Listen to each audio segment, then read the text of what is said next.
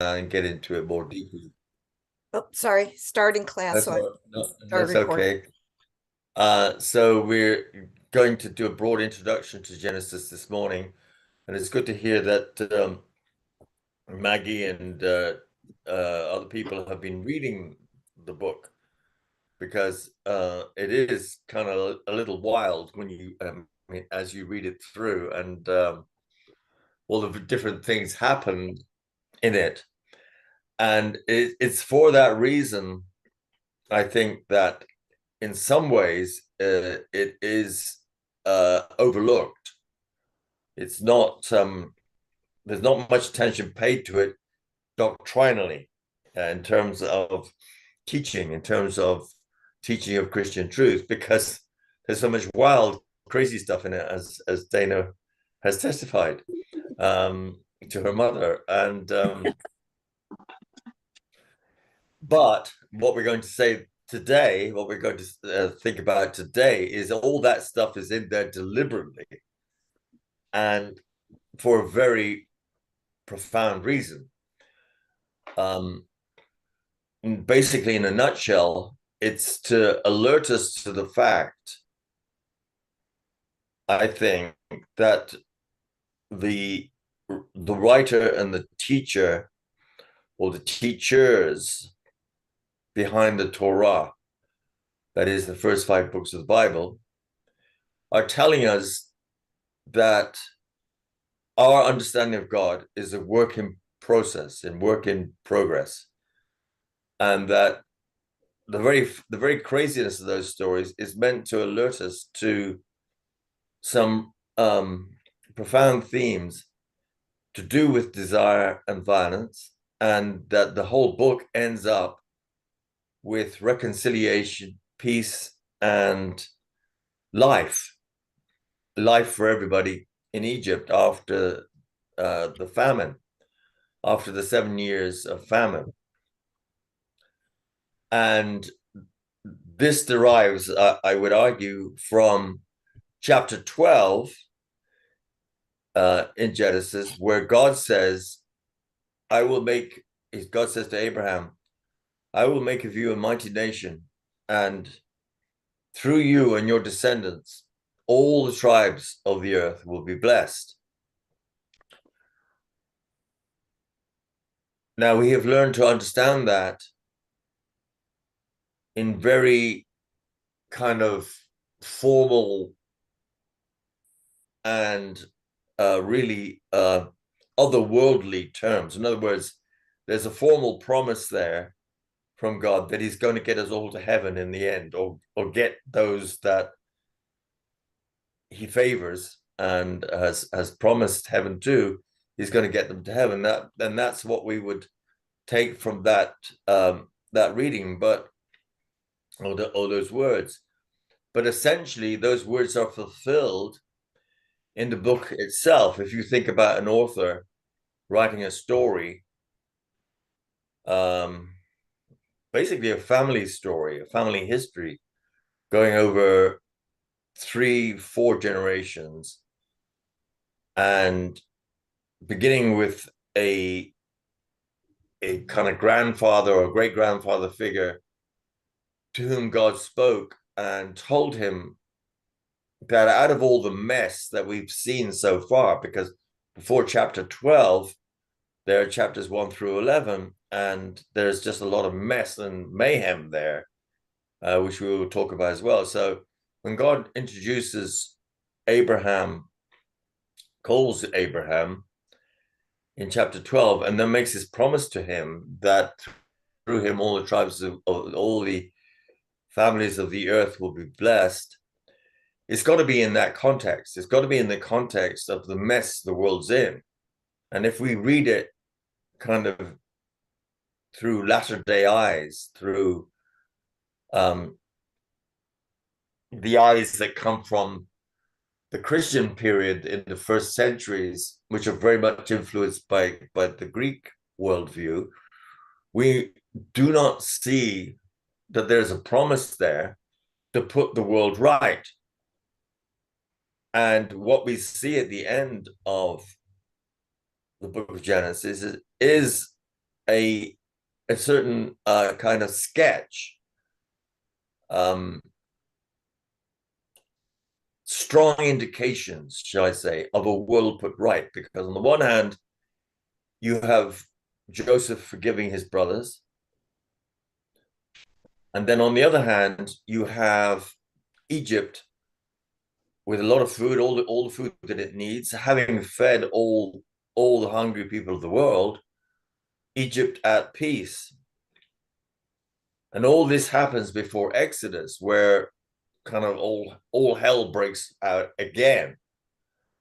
So if you're just thinking about it, if you're constructing an overall manuscript, shall we say, of the Torah, of the teaching of and about God, of and about God,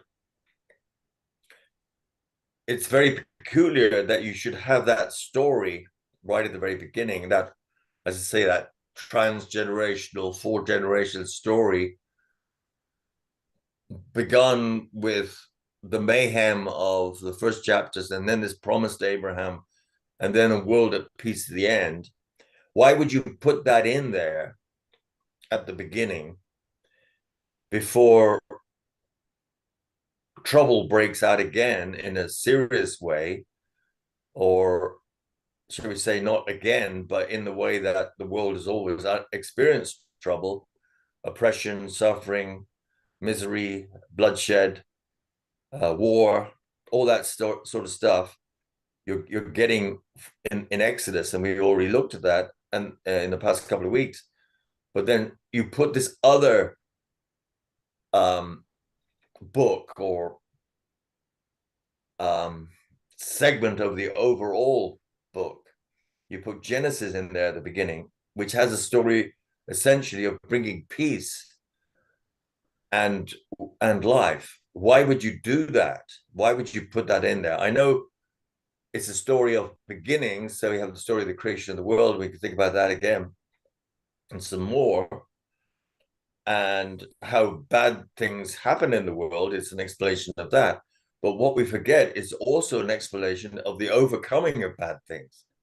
And we don't look at that overcoming. We just we hit the fast forward button and go all the way through to Jesus as the promised savior. And we forget the work of the actual author and the meaning of that author's work in Genesis. So I'll ask you straight away, what do you think of that overall story, of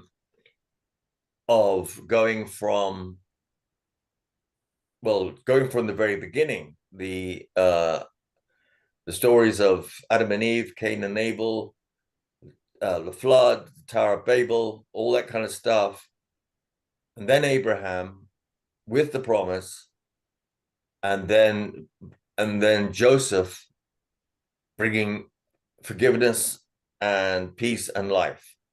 What does that seem like? How does that appear to you? For me, it appears that after rereading Genesis, that God, even though Jesus hasn't come forward yet, Yeah, right. God still understood the kind of human condition in a way, and our humanity flaws. And like even with Noah, God decides that this was wrong because he loved everybody. Even though he's God, he didn't figure it out in advance that Right. killing So that everybody kind of wasn't. brings God not down to our level, but understanding what humans are like even back then, which I didn't think. But then each of the stories has transformation and redemption, and there's a tad of forgiveness. Like Jacob's brother, Yes, how do you say his name? Esau. Esau. Yeah. So, so it's not just Joseph forgiving, but it's also Esau. And so I kept seeing that theme going around, that things were happening because of desire, and people weren't thinking when they weren't critically thinking when they had these desires. They just acted. And but then they always seem to end up with some sort of transformation and forgiveness. Right. So there are two things there, Maggie. I think is one is that people act without thinking and without higher level thinking, without self-critical thinking. And then also the stories themselves, despite that, seem to evolve towards some kind of change. I think in the story of Noah that, God makes a covenant, with man, with Noah. Maybe another symbol of forgiveness that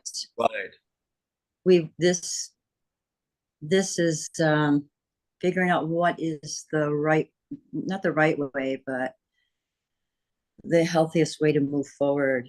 Right. Relationships and but it's pretty strongly shown there, but how do you mean? Sorry, say it again.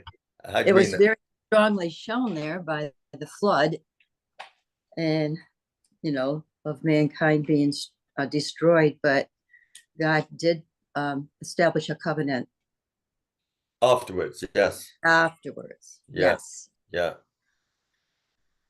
He says, so long as the moon shall rise, as long as the moon and the sun shall rise in the skies and the heavens, this will not happen again. There will not be a flood to destroy the earth. So that seems to indicate a God who's in the process of learning, the same as us. Trial and error, huh? Trial and error, which is not much for a God of creation and wisdom, who's set up all things good, which we understand from the first chapter of the book, and also later on in the Bible when God gives birth to wisdom, and wisdom knows all things and fills all things. So how could God not know at the beginning that killing everybody wasn't really a good idea? Go ahead. Tony, is the unchangeable God changing? And does God really change, or is it just our understanding of God that's being slowly revealed in the Bible? Right. Well, I would very much say it's the latter, because I think God, as we understand God is the source of all things, and does not change. There's no shadow of change or alteration in God, as we see written elsewhere. But we do change, and so the Bible is, but the Bible is also at the same time not a work of philosophy. It's not actually trying to figure that out. It's actually it's tracking our relationship with God, human relationship with God, as human beings are. So it's not saying what you just said there, Jerry, that our understanding God changes. It shows, it doesn't tell. It's like like a movie, show don't tell. It shows what's happening. And because we've only very lately begun to understand that's possibly what's happening, that the author is trying to make us understand that our understanding of God is also a work in process, that we then, if we don't have that understanding, we think that God behaves arbitrarily, and also in not very trustworthy, not very reliable fashion, and it tends to make God kind of either stupid or very untrustworthy, or it's kind of scary. God can suddenly decide to destroy everything. But if the book is tracking, like a movie, it's tracking the development of our relationship, just as you said. So then you've got to think that that's a very, to do that, the writer or the writers had to be quite sophisticated to track the relationship without saying, I'm telling you now, this is a defective understanding. That the prior level of understanding that people had was not the true level of understanding, because it just says the Lord decides this, the Lord decides that. It doesn't say what we thought was the Lord. It just says the Lord said, the Lord did this. So it's tracking it and kind of in real time. And what I think it shows is a very sophisticated understanding of how humans do see God as this kind of violent power, an arbitrary power. That it shows that, and then shows very gently and slowly the emergence of something different, as you say, in like the story of Joseph and of Esau, and of Noah, and of God making the covenant with Noah. And there's also the story of Abraham and God making deciding or being prepared to be argued with about the destruction of Sodom, saying, perhaps I won't do it, and God and Abraham almost got him to get to that point. So it's a very gentle demonstration to us of the possibility that we were wrong. You see what I mean? It's almost therapeutic. It's almost saying in a very gentle way, because you've got to probably this is my explanation for it, is that people are not very quickly ready to accept that God is nonviolent. They're not ready for that. They're not ready to accept that. So I think it shows that the writer is kind of teasing people forward, is teasing the reader forward to think in a different way. What do you think? Well, go ahead, Kathy. No, you go ahead. I wasn't going to say anything. No, go ahead. Well, what struck me again when we were talking about the destruction of the city and stuff is that when you read Genesis in this new light, it's definitely becomes more of, believe it or not, to me, more of a loving situation, because God listened to the cries to, well, what if there was 10 people instead of, right. If we could find 50 people, and then we brought it down to 10 people, and then because of one person, he was saved, that one person. Yeah, it's almost like you're waiting for Abraham. I just sorry for interrupting, but you're waiting for Abraham to say, okay, go for broke, bet it all on one card, just say for one. Abraham doesn't quite have the nerve he gets to 10. He doesn't have quite the nerve to say, what if you find one person? But the thing, I think the story, when I read it now in this light, because I feel like our churches, our organized religions taught us to read the Bible in a different way. Right. And by reading it in this light, I saw it as, wow, God wants to hear our opinions. He's listening to us. Yeah. He's not like treating us like puppets. Yeah. And that, to me, when you look at it, that these are literary and not black and white, then you can understand a better, truer meaning of what I think God is trying to tell us. Yeah. And what the author is trying to lead us to, basically he's saying, this is the way I kind of understand it, is that you can't see properly unless you have the right spectacles on. But you yourself have to pick up those spectacles. I can't put them on your eyes. I can't change your eyes for you. You have to choose because I mean, and that's pretty marvelous, because that is itself nonviolent, you know, Yeah. where you have to choose your own spectacles, your own lens for seeing things. So I think it's very gentle, and it's very very human. You know, it places its bets, I think, on human beings, on the human, that we can work this out. You know, like the Beatles sang, we can work it out, and it can be worked out. So it's a remarkable. So that's the point of these lessons. This lesson and the next one is to see how remarkable the book of Genesis is right at the very beginning. Mm-hmm. See what because after that you get a lot of stories that are actually kind of grounded in history. I mean, the Exodus in some way had to happen.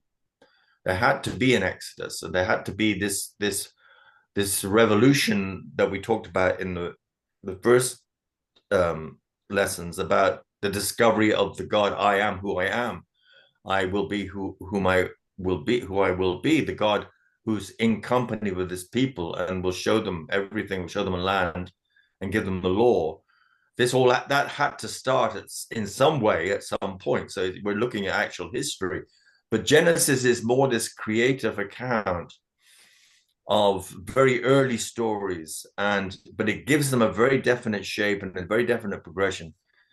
And it's right there at the beginning, almost telling us that this, as you go forward through the rest of the Bible, you always have to be aware of how you're seeing this thing, how you yourself are looking at this thing. So like you say, it's not black and white on the page. What you read in black and white comes also from the spectacles with which you read the black and white. You see what I mean? There's two things at work. It's what's on the page and the way you look at it. And I think when you get to Jesus, I mean, we will do it right at the end, but when you get to Jesus, what is remarkable, one of the most remarkable things about him, if not the most remarkable thing, is the fact that he was prepared to read his texts, his scriptures, in a very special way. He says, I know how to read this. I know how. He said, no one knows God except me. No one knows the Father except the Son.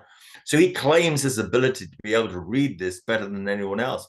So that's kind of like, it's a kind of a circle all the time of reading this thing and then trying to understand how you're reading it, and what the dynamic is in your mind, in your heart when you're reading it, and how the text is trying to show us that at the same time, and then going back to it with kind of fresh eyes, and then following that whole story through you get.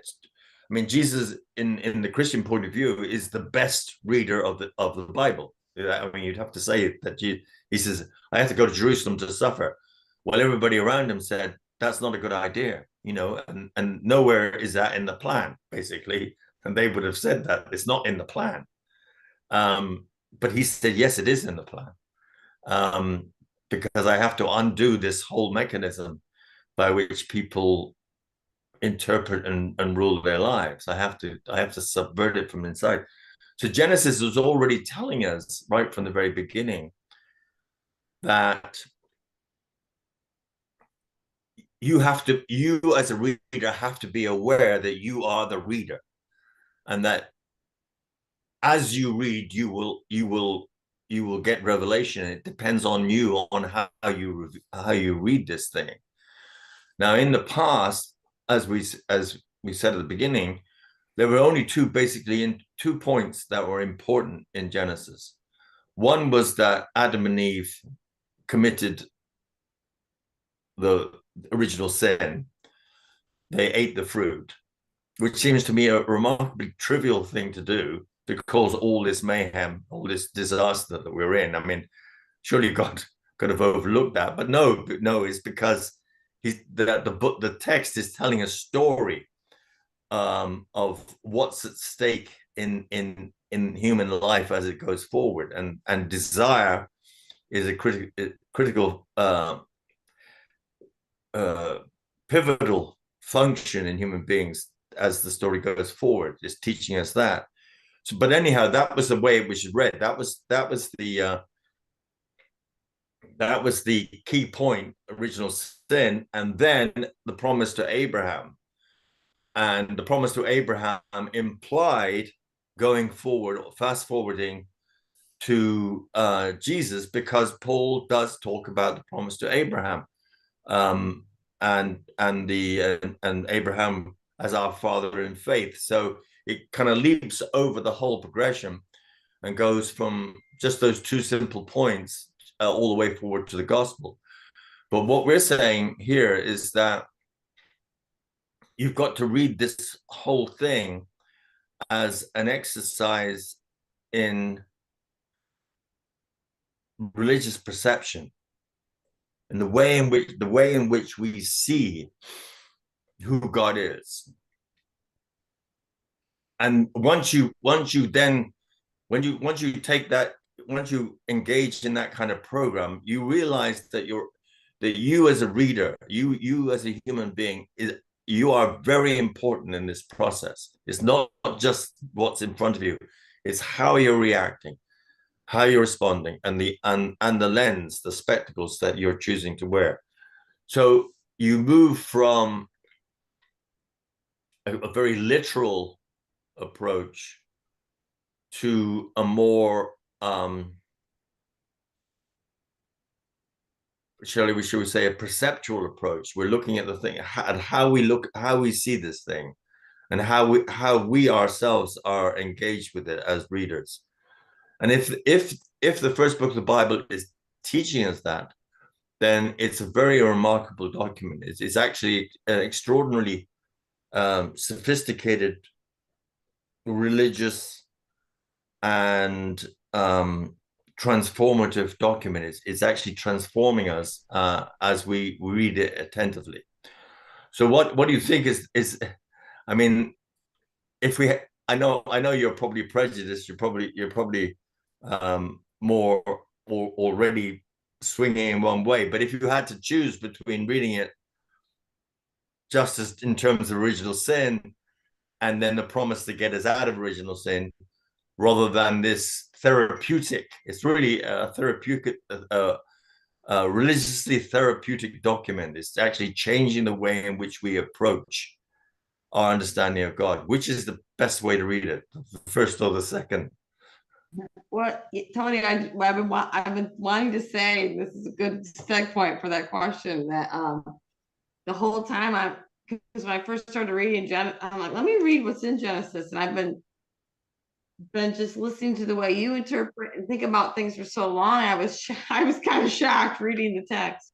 Yeah, but okay, so yeah, go on.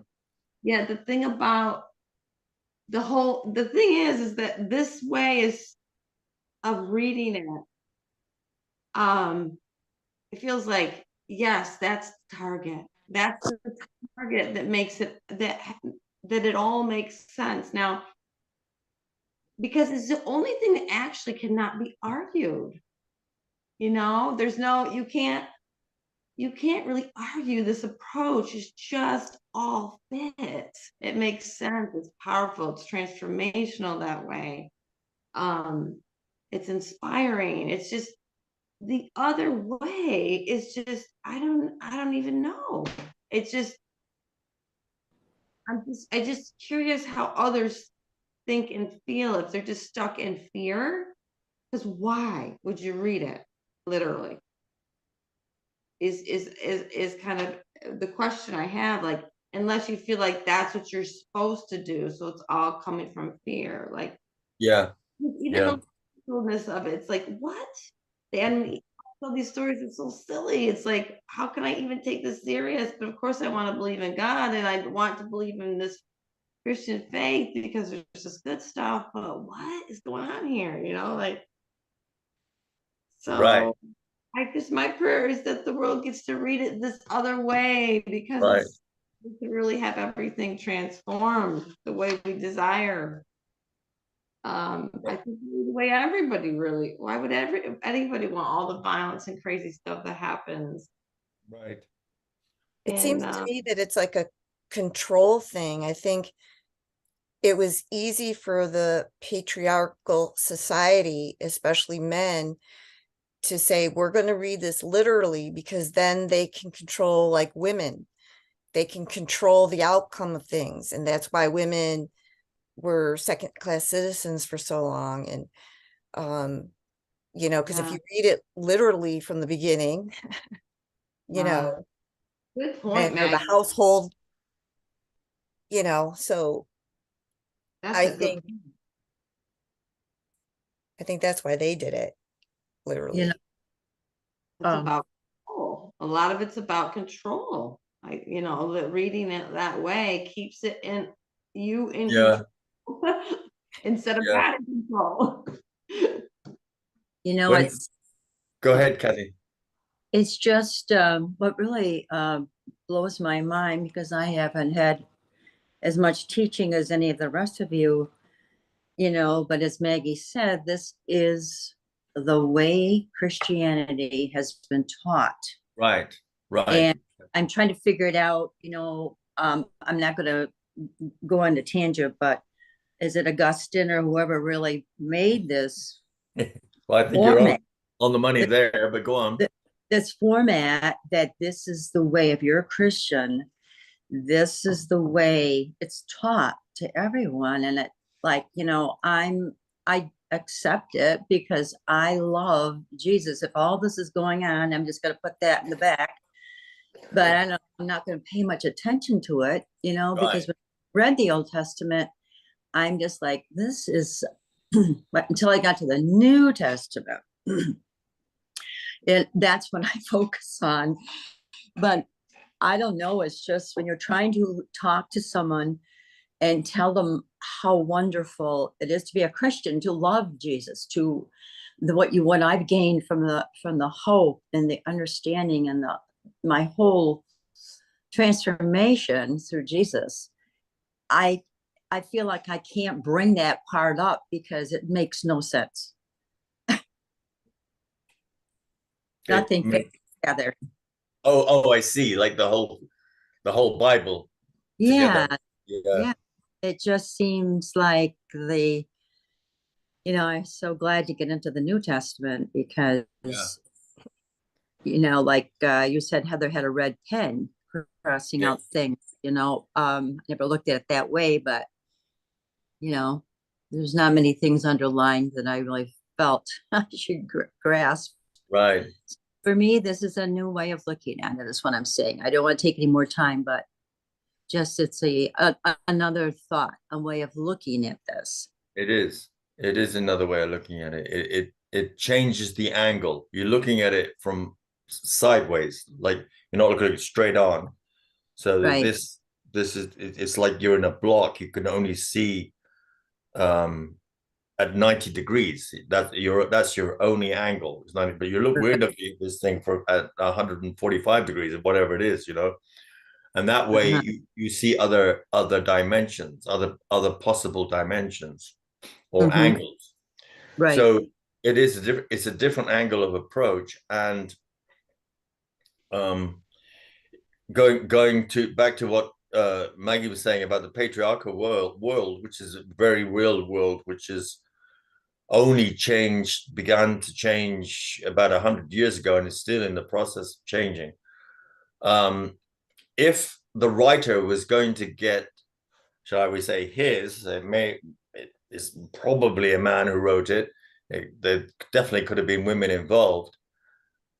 Almost certainly there were women involved. But let's say he wrote it, but in order to get it accepted, you know, in order to get his writing published, he had to do it this way. He had to make the questions implicit rather than explicit. I mean, I would say that's the case.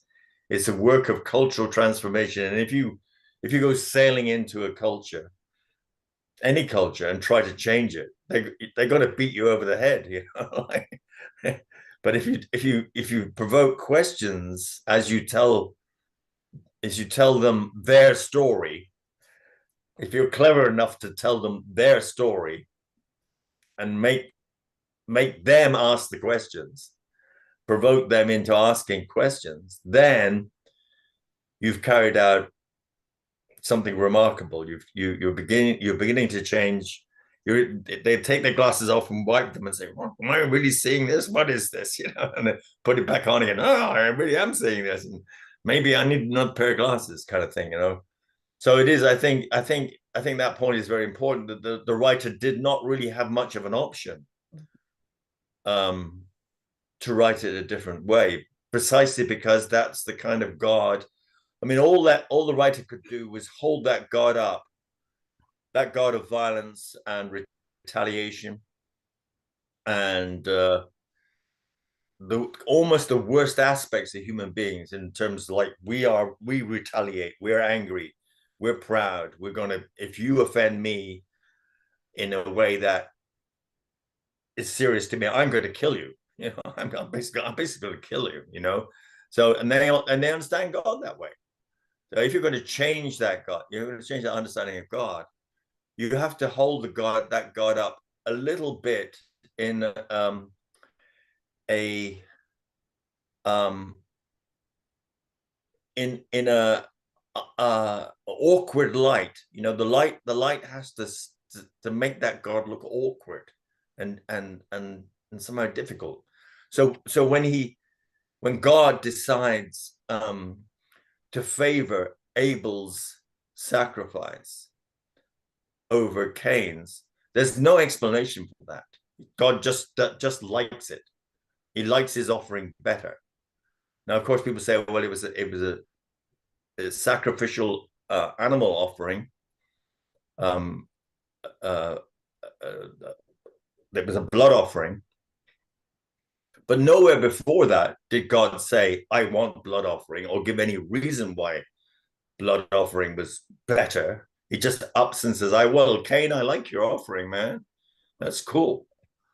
And Abel, he says to Abel, I like your offering. And Cain says, what?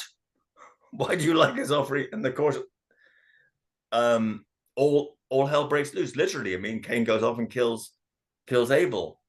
So you've got to say that there's great skill in telling that story, because it doesn't show that God is wrong.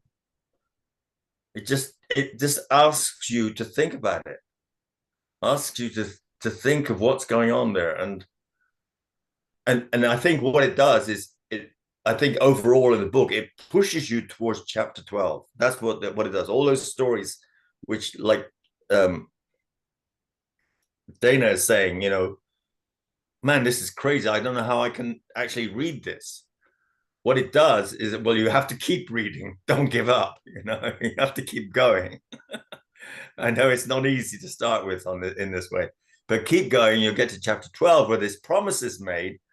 And then there's some more crazy stories, but still, there is a fulfillment. There's a wonderful fulfillment. So it seems like Genesis is like a map to teach us how to read the rest of the territory. You see what I mean? Like, you've got to read all this other stuff coming up, and you need to have a kind of code or a series of codes by which to read it.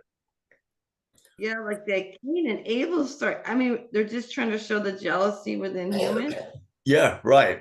The wackiest stories, I have to say, but it's a way to show it. It's so odd. This is the way they made God out, Yeah, right.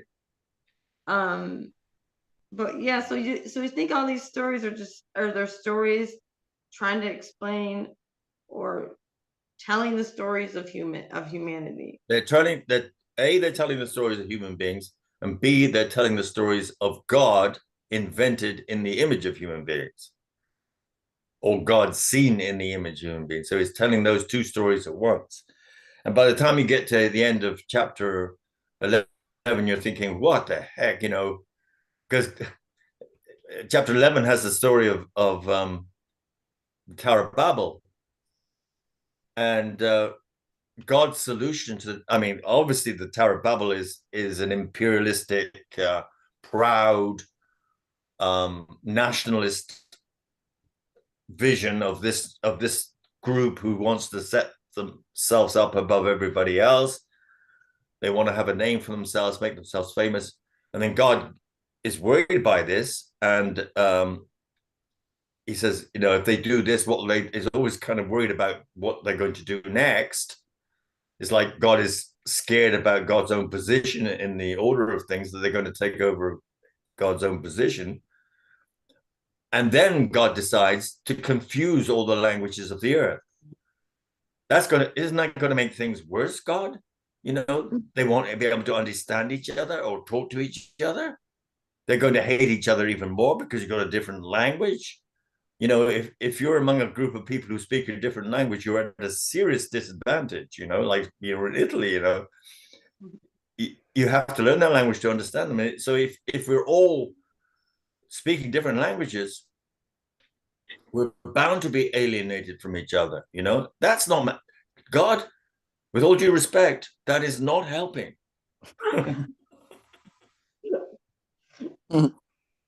So I think you're meant to, I think that's the reaction you're meant to have, because these are stories of human beings and of God invented in the image of human beings. So then we've got to get to, so when you get to chapter 12, you're beginning to go forward to something else, to move forward to something else. That's the whole point.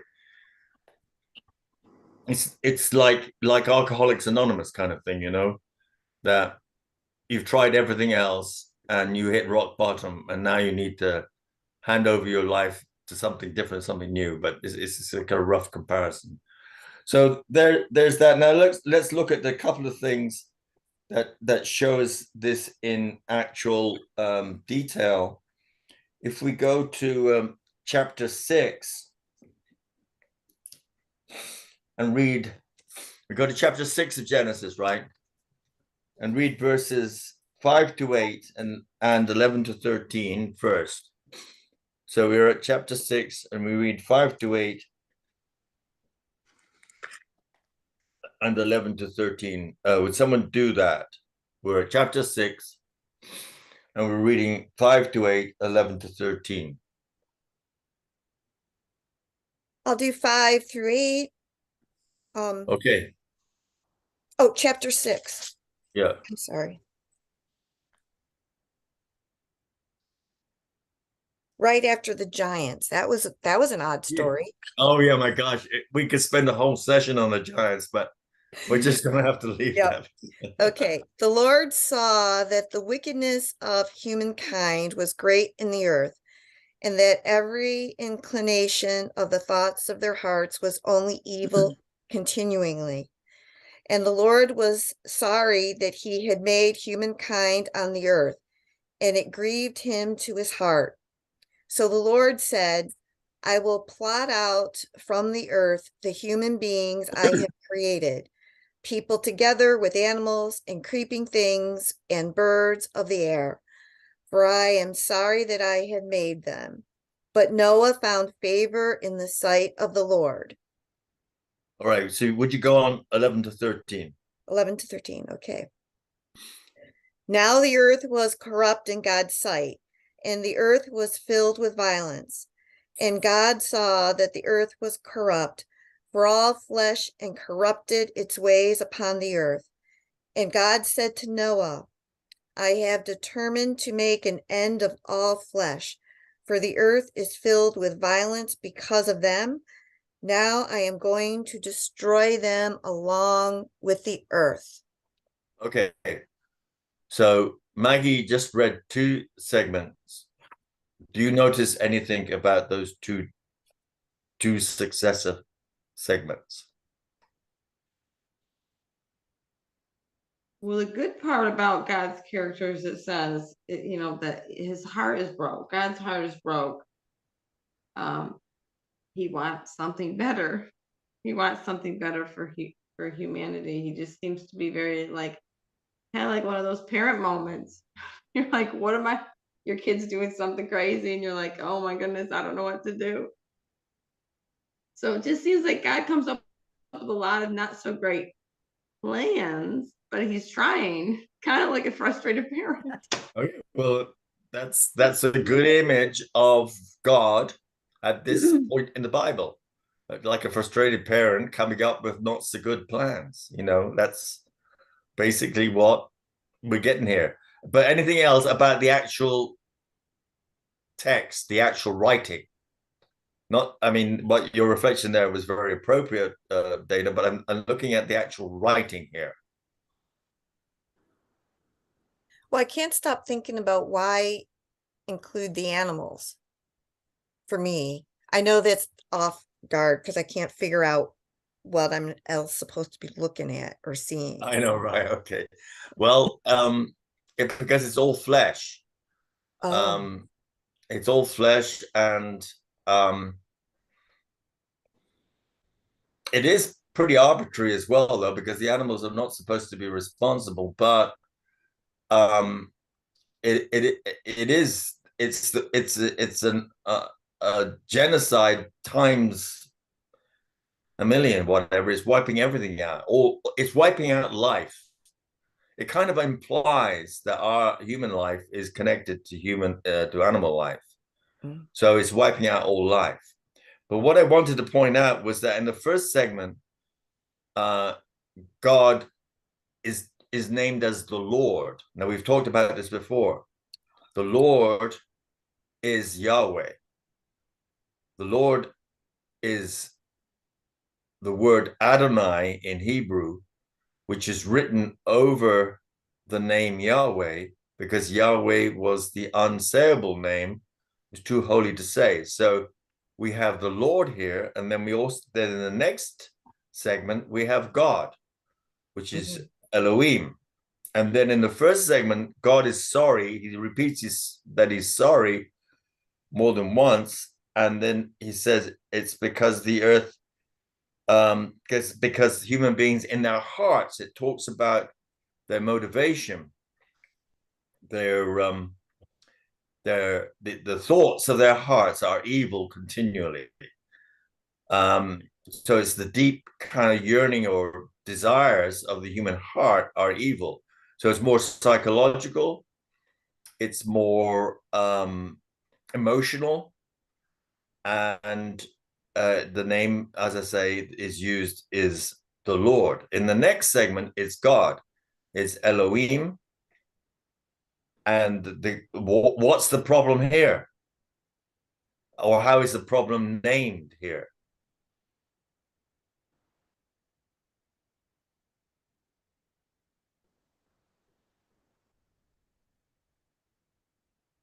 What does God say? Go ahead. Now here we're talking about, let's see. So if you look at 11 and 12, corrupt and violence. Violence, that's right. So it's more objective, it's not psychological, it's not to do with the inner thoughts of the human being. It's to do with the results on the earth. The earth is corrupt. That means it's broken up and it's made dirty. It's not what it's meant to be. And the reason for it is violence. For the earth is filled with violence because of them. I'm going to destroy them along with the earth. So what you have there, and I just wanted to, all the motivations of God are again pretty shallow. You wouldn't think that God, is going to react so violently to violence. It doesn't really make much sense. But anyway, the two segments show the very strong possibility of different authors. I brought that up there, and the first author is known as the Yahwist author because it uses the name the Lord as a substitute for Yahweh. So it's the Yahwist author. So that's the J author. Remember, we talked about that before. And the second segment uses the name God, Elohim, but is also very interested in order and the absence of violence. And so that is often understood not as the Elohist, although it could be understood as the Elohist, but more likely the priestly author. So those you can see that there's there's a strong possibility there that you have two different accounts of the same thing. You see what I'm saying? You have two different writers describing the same thing, but from different perspectives. You see that what I'm saying? So you think that they were together writing this piece, or well, it's hard to know, but what it would imply is that a final editor, or what they call redactor, included both elements, both segments, that because the final redactor understood both parts, both viewpoints as important. Now that would again strengthen, if that is the case, it would strengthen our initial argument that this is all about our perspective, how you see things.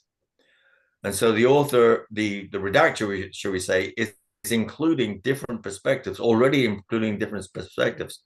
And those different sources, the Yahweh source and the P source and the Elohist source, they are different perspectives. So already Genesis is made up of different perspectives. It's already the whole thing, the whole construction of the book is already a kind of compilation,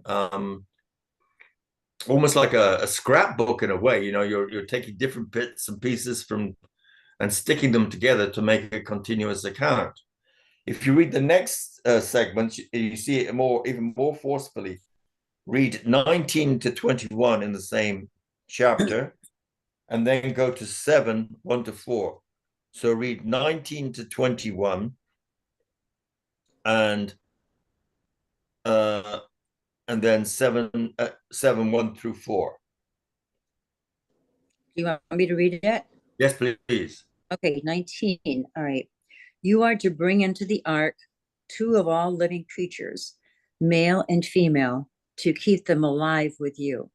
2 of every kind of bird, of every kind of animal, of every kind of creature that moves along the ground will come to you to be kept alive. You are to take every kind of food that is to be eaten and stored away as food for you and for them. And then 7, 1 through 4. Okay. The Lord then said to Noah, go into the ark, you and your whole family, because I have found you righteous in this generation. Take with you 7 of every kind of clean animal, a male and its mate, and 2 of every kind of unclean animal, a male and its mate. And also 7 or every kind of bird, male and female, to keep their various kinds alive throughout the earth. 7 days from now, I will send rain on the earth for 40 days and 40 nights, and I will wipe from the face of the earth every living creature I've made. All right. So what stands out there in the 2 segments as different? I mean, the amazing thing is because we're taught to read the Bible as flat text, it all amounts to the same thing. But when you begin to read it with the critical eye, i.e., noticing your own glasses as you wear it, you can see these different things. How many animals in the first account? 2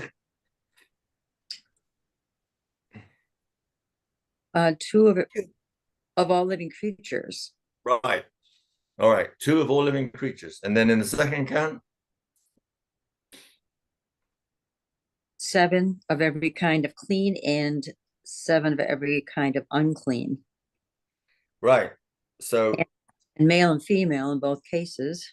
Right. And take with you 7 pairs of all animals, the male and his mate, and a pair of the animals that are not clean, the male, and 7 pairs of the birds of the air, etc. So in the first account, you have a single pair to preserve them on the earth so they don't die out.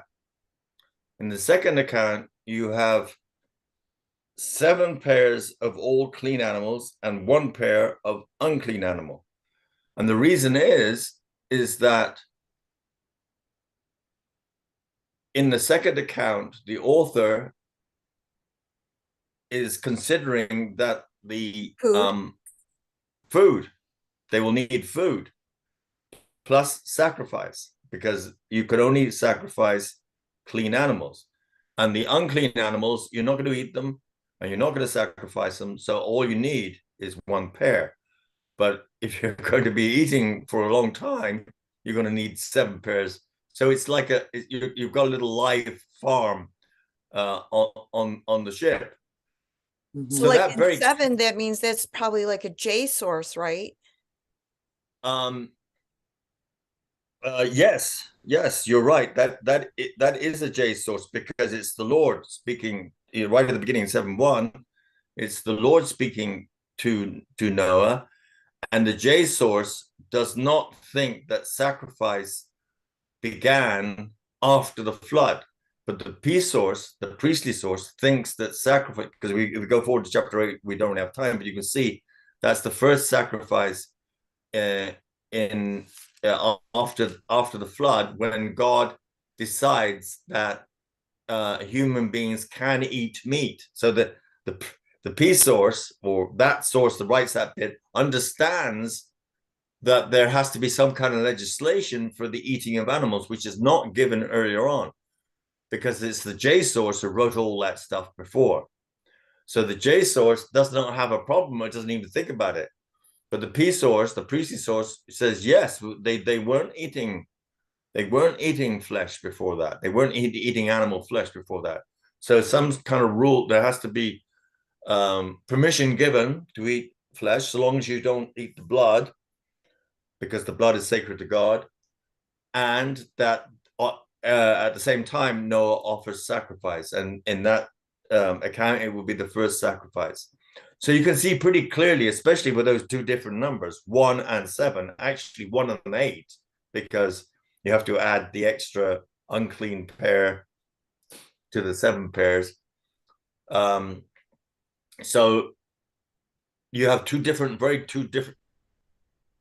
very different numbers, and it shows different concerns, different actual overall accounts of creation and of what God established or didn't establish at the beginning. So you can see very clearly there that you're meshing together different sources in one book. And this was only noticed really in the 19th century. It's amazing. Maybe someone noticed it before, but it only became an issue, certainly in the 19th century. So it's with the rise of critical thinking that biblical scholars began to say, look, there are different sources here. It's not just one source, and they've been knitted together. They've been redacted into one single document. So it's called the documentary hypothesis. Four basic documents: J, Yahwist, Priestly, Elohist, E, and then Deuteronomy. So 4 different documents. And it's not, if you're in seminary, you have to beat your brains up reading this stuff, not because any particular understanding is given to you of where these documents, well, they do hypothesize where they came from, but not why they should be included altogether. And what we're saying here is that they're included because the author of Genesis knows the whole thing is a kind of discussion. It's a kind of putting together of various perspectives and viewpoints in order to teach the reader that they themselves must seek their own viewpoint, and they must begin to understand the issues that create different viewpoints. You see what I'm saying? Yeah. So go ahead. What is what you're saying makes sense. Now, what is the traditional way of why there's different, what have they explained? Like, why is there other authors telling the same? I think the traditional way just refuses basically to accept it. But it's obviously different. They basically say, I mean, I don't pursue that kind of argumentation, but they would say that there's a single author, and that author is saying different things, but not that there are different authors being put together by an editor.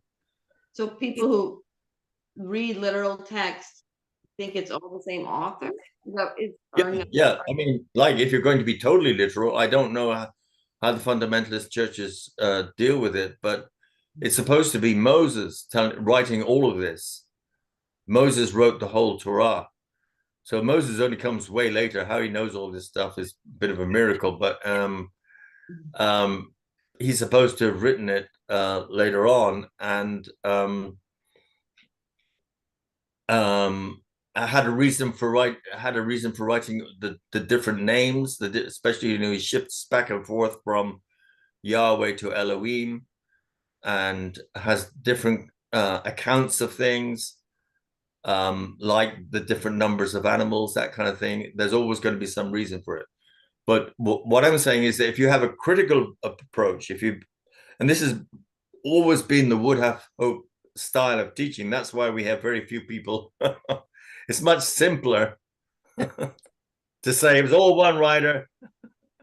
And it was God. It was God. It was essentially God. Yeah. It was like Muhammad, like Muhammad makes it, the Quran makes it simpler, even simpler, because it's the angel Gabriel who dictates everything to Muhammad. He just speaks into his ear. I mean, I don't want to be disrespectful, but it's very yeah, because it's simple, but it's unbelievable. That's the thing. It's a simple approach, but it just doesn't. Maybe that's why Catholics don't really read the Bible. That's right. It's true. They have to really wait a minute, something else is happening. I don't think the Catholics, well, Tony did, I mean, the Catholics that I knew, they never handed out Bibles in church. Yeah, they don't. Because they recognize that it's going to make you ask questions. If you read the Bible carefully, it's going to make you ask questions. Of course, Luther read the Bible and he answered it, and he answered the questions in a certain way. But there were still more questions to answer. They didn't answer, especially the questions related to the authors and to the issues of desire and violence. I think God was, well, obviously we know God is brilliant, but based on thinking about having different authors and you have an editor kind of putting it together and putting the two different versions in to create people to start thinking, makes the Bible even more alive to me, because I think that's what God is trying to promote. Yeah. You're not supposed to read the Bible and not use your thinking power or your heart. That's exactly right. Absolutely right. I think it's just an amazing piece of literary genius to be able to do that and get people. That's why it's so important to have these Bible studies. It is. It really is, Maggie. I mean, it's an education that is also a formation. It's a transformation. Education normally just hits your brain, and that's not a bad thing. You get educated in, I don't know, biology, math, or geography, whatever it is, and that's good. You're informed. But to be transformed, you have to do both the education and your heart work, as you're saying, at the same. You have to work with your heart at the same time. And it's difficult to work with your heart in Genesis if you do not think that the author is posing these questions and asking you to begin to change, really, around the issues of desire and violence. It's almost as if Christianity is still in its infancy and we're just starting to become toddlers. Sorry. You're clearly not a toddler, but you know so much, Tony and Jared. I know. Well, no. I'm a toddler. I would consider myself a toddler who's fallen down a lot. Like toddlers fall down. Oops, down they go. Oops, down they go. And sometimes it's, I hurt myself, and then you have to kind of console them and say it's okay, it's all right, just a little boo-boo. But yeah, I'm a toddler who's fallen down a lot. I don't think I'm much beyond that. But anyway, you're right. You're totally right that that Christianity, in some ways, is still in its infancy. I think that is absolutely right, and I feel that. I feel that in my heart and soul.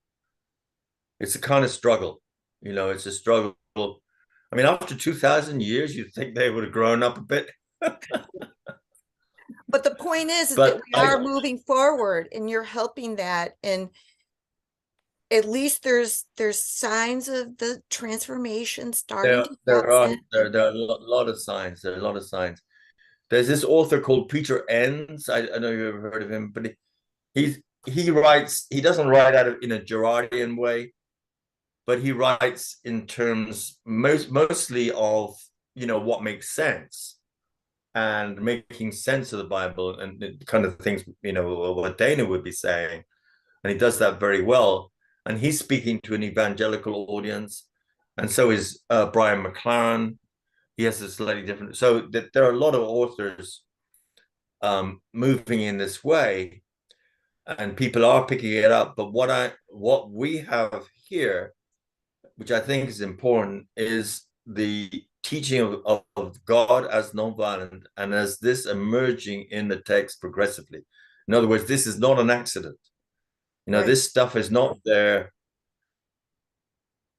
because you have people with different opinions, and okay, it's good to include people, but it's not random. That's what the word is. It's not random that this stuff is there. It's there in order to make a revelation, so you begin to understand and see God for God's self, and that's such a transformative thing, because God is, his ways are not our ways. That's what it says in Isaiah, his way. And it means that is really the way. That is really, I think that's really the truth. God's ways are not our ways.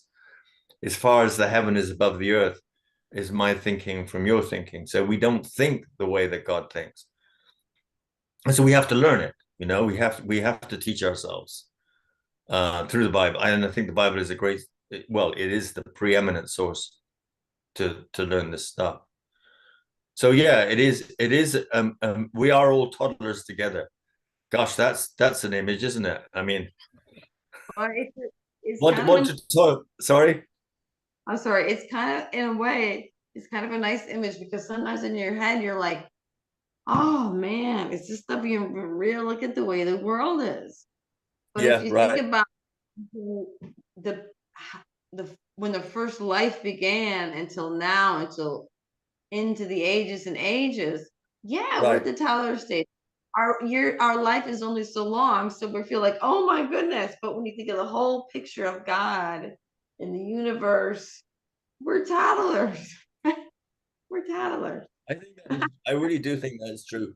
People think they're so brilliant because they've discovered quantum physics and, you know, black holes and all that stuff, and that is incredible stuff. But it doesn't help you live any better. In fact, it just makes you more confused about what the purpose of it. This helps you live better. This helps you live more wholeheartedly. It makes you it enables you to enter into life with your heart Yeah. whole. The heart is whole. It's not divided. Amen. It's Amen. it's in at peace with itself and with everybody, with the world, because it's a message of a loving, nonviolent God. So well, I just want to finish now. I mean, we've got 15 minutes left. I want to finish with the page. I want to make sure you've read your book. So we got to read page, I think it is, what page is it? We're going to read page 31. So this kind of sums up some of the craziness. I mean, and yet points forward to the solution.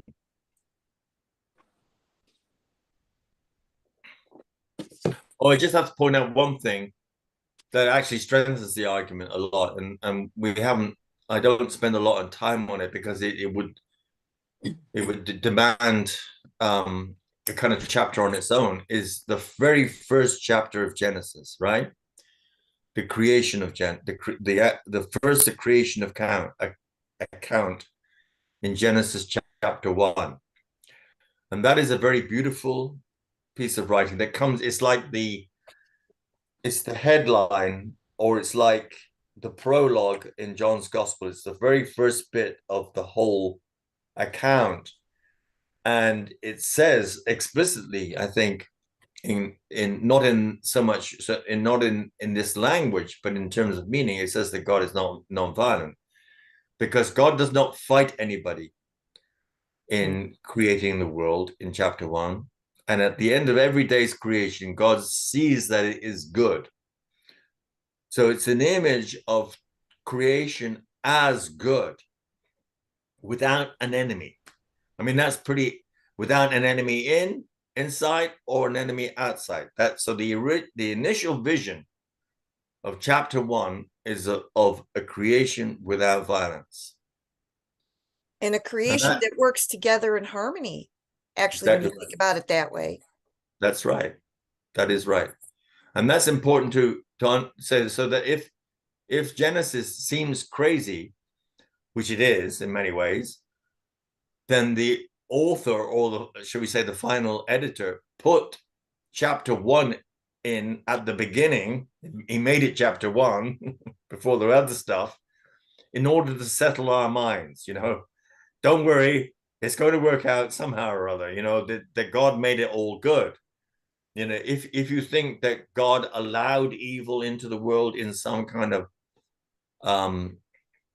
original form in creation itself, then that would make you very worried that there is a principle of evil. There's a satanic principle right there at the beginning of creation. But that's not there in chapter 1. It's just not there. Everything is good. And the satanic principle only comes in chapter 2 through desire. It comes through the human relationship of desire. It's not anything metaphysical. The serpent is there, but the serpent is there just as a voice of desire, saying, you can see this fruit, it's worth eating. God, and a voice of desire and rivalry. It says, if you eat this fruit, you will be like God, and God knows it. So it sets up a rivalry. So the thematics of Genesis is not any principle of evil, but the thematics are desire and rivalry. These are not principles of evil. They are principles of relationship gone wrong. They're not principles of pure evil of any sort, because chapter 1 tells us that is not the case. But desire is relationship, but gone wrong, because I desire what you have, what you are, and I want to take it away from you. Is that evil, or is it a dysfunction? It can lead to what we perhaps will call evil, killing and destruction. But in itself, when you have that desire in your heart, it's not evil. It's just your relationship gone wrong. You see what I'm saying? Mm-hmm. So it's not a metaphysical principle of evil. And that's chapter 1 tells us that creation. So it's a kind of like, it's like the writer saying, in order to read this book, I'm going to have to give you a shot first. I'm going to have to give you a tranquilizer first. I have to give something to calm you down. And that is chapter 1. Because it's very beautiful. But just keep chapter 1 in mind and keep going forward, basically, Keep thinking of chapter 1 and keep going, keep on going, don't stop. Amen. So I'm just going to read here. I mean, so I'm in the book here, and I'm going to read page 31. So it's talking about mimesis. Well, perhaps I'll read it from 30. Yeah, I'm in the first full paragraph. But now we have given the book its bold as possible but merged theme, which is desire, and rivalry. We should turn back once more to how the story begins, before even the call of Abraham, from the perspective of codes. And codes is the word I use for these different perspectives, really. And we have to see them at work in the Bible. The prehistories of the first 11 chapters tell us repeatedly that humanity is a native child of desire and rivalry. So that's what I'm saying, that these stories are telling us. They're not telling us that some disastrous sin was committed at the beginning, that from which all evil came. It's saying that there is these themes of desire and rivalry in human relationships, from which bad things arise. Rather than hinging the whole meaning of the Bible on chapters 2 and 3 and the so-called original sin of our first parents, the 5 stories, Garden of Eden, Cain and Abel, sons of God and daughters of men, flood and Tower of Babel, demonstrate the structural condition of human mimesis. And that, in other words, we are related, we're linked to each other all the time through desire. Aristotle told us that humans are the most imitative of the creatures, but it is the Bible which shows us that the imitative character of our desire leads seamlessly through rivalry to violence and alienation. To ignore the structure of relationship in favor of a single parental crime is to give a prosecutor's reading to the text, ignoring Genesis' clear systemic analysis. Again and again, conflictual desire is signaled. So I now go through these elements, these passages tell us about desire. At 3:6, where it has been caught from the serpent. At 4:7, where Cain is in its most desperate throes, lusting for the Lord's gaze, directed instead towards Abel's offering. At 6:1-2, where divine beings see the beauty of women and break through a cosmic taboo. At 6:5, where it appears at a more psychic level as every imagination of the thoughts of the heart. And finally, at 11:4, where the builders of the Tower of Babel yearn for something metaphysical, a tower with its top in the heavens and a name for us, for ourselves. Yet it is not just human beings who are to be seen locked in the cage of mimesis. Barring the transcendent writing of the first chapter, which we just talked about, the subsequent chapters 1-11 show the Creator God as, oh, there's a mistake there. Subsequent chapters, it should be 2-11. Haha, just come across a mistake in my own book. It should be 2-11. Damn it. Okay. Show the Creator God as the puppet of mimetic rivalry. For all God's sovereign power, he does not seem able to operate outside of a matrix of rivalry and retaliation. These conditions seem an ontological given, regardless of God's status as God. From the very beginning, he sets up a boundary and prohibition in the Garden of Eden. Without the prohibition, the serpent, who is normally blamed for the seduction, would have nothing to direct the human couple's desire toward. Mimetic desire would simply not exist. The serpent is, in fact, a construct of the prohibition. To say the serpent is a test makes no sense, as desire must first be mobilized. Desire must first be mobilized for a test to occur. The knowledge of good and evil is already presupposed in the existence of the eponymous tree, placed in the very middle of the garden.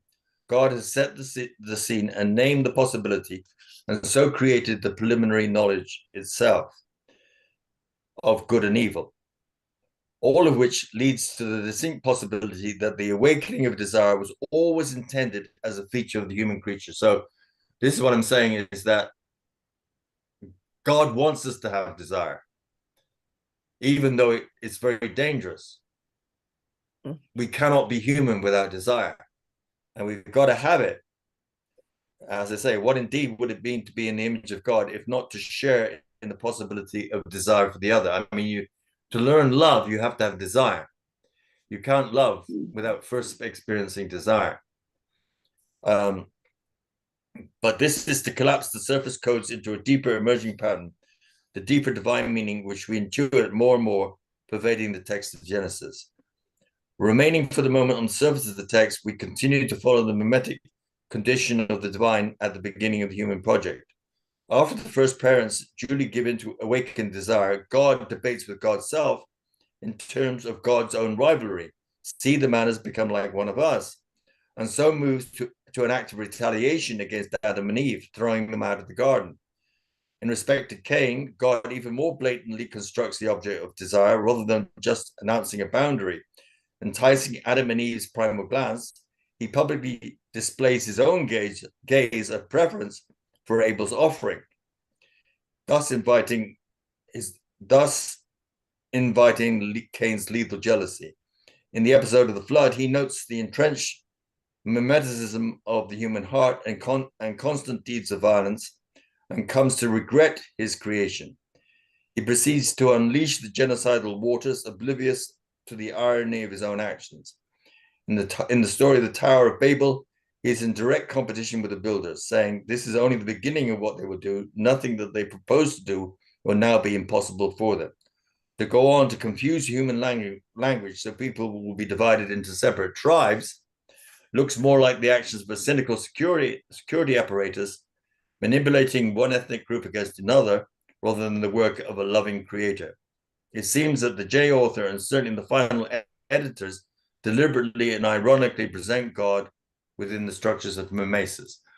So that's the upshot of the study, is that God is, in those first chapters, is presented as very little different from human beings. And then we go on to ignore the transformative teaching of the rest. And so we see God as a rival to us, because God is going to throw us in hell. If we disobey, now the ultimate retaliation is sending us to hell. So we see God in those human terms. We see God like he's presented in those chapters 2 through to 11.